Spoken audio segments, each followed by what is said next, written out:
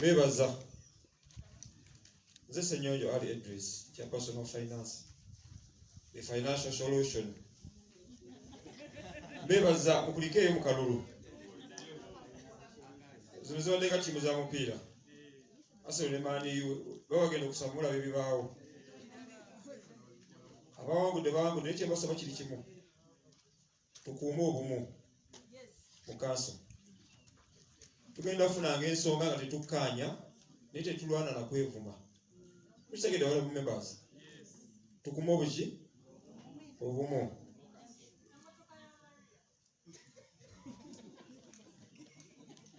I'm going to present the report for finance, planning, and general duties budget committee report for the financial year 2001 to 2022.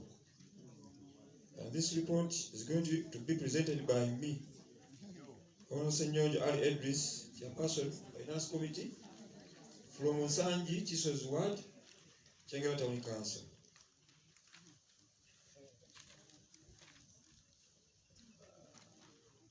The district speaker, the district chairperson, Mr. Matia Lwanga Wanika. Mkwebaza akensuso. Kubango yagala nnyo ebintu bya Buganda.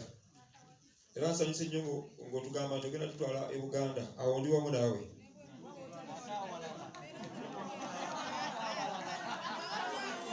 Nabagambye tujja kufuna obutakkaanya obukola ki?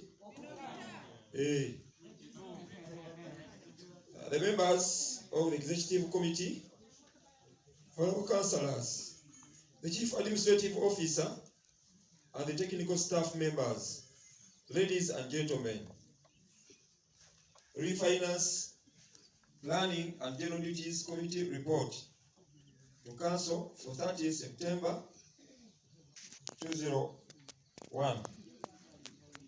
Introduction. Honorable Speaker, nawe nkwebaza okwata council obulungi. The committee sat on 28th September. Onojaba a brief background. Twasooka tutuula ng'ebintu wabituteze ne tubiyiwa ne tuddamu nga 28. Discussed and approved the fourth quarter work plans, fourth quarter evaluation reports for the financial year 2020 to 2021, and first quarter work plans for the financial year 2021-2022 for the finance department, human resource sector, procurement sector, and the internal audit department. Honorable Speaker, during the committee meeting, members deliberated on a number of issues and came up with the following observations and recommendations for Council's consideration. Registration of Vibanja holders as a new source of local revenue and community protection at a fee of 50,000 per Vibanja holder.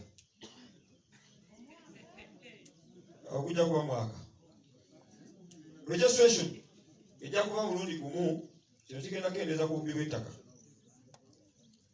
Nti bw'oba olina ekibanja nga kiri manya g'abantu ebya Daniel, ojja n'oregistaringa ne district ekibanja kyo. District n'emanya nti ekibanja ky'abantu ebya. Era bw'abanga akitunda, alina okukomawo ku district n'omuntu gw'akiguza, nekikyuka nekidda mu mannya ga muntu oli.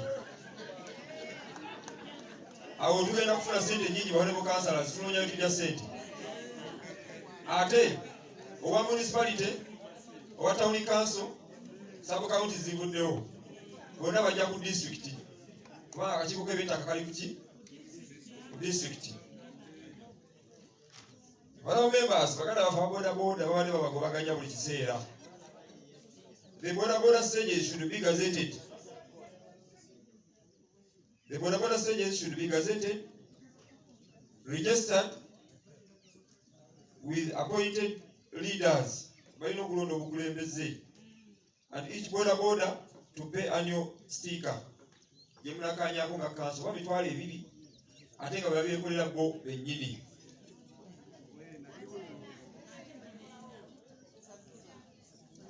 Tugenda kuteesa muyinza okugamba nga kanso ojja kuba emitwalo 10 oba 5 oba 4 oba 2 tetunaba kubyaprovinga. To resume gate collection on all non-staff and political leaders' vehicles accessing the district premises. To resume gate collection on all non-staff and political leaders' vehicles accessing the district premises. The parking yard should be organized to ease parking. Wale members atugenda kufuna sente nyingi. Baba balagera mu ne chairman Matia Bangabwanika. Yangamba ntuyire ettaka. Utuzo take a parking. Nena apa plan nene nyonga ino okikola kibeera ziko garden na kile tugenda kulinda garden nze tulina sente. Tutandike okusoloza emmotoka ezo. Tulinyise ku nsako yaffe. Since the district is soon to be elevated to the city status. Yozabale uchaba nti tuwagire ekintu kino. Let's send it down report. Wow.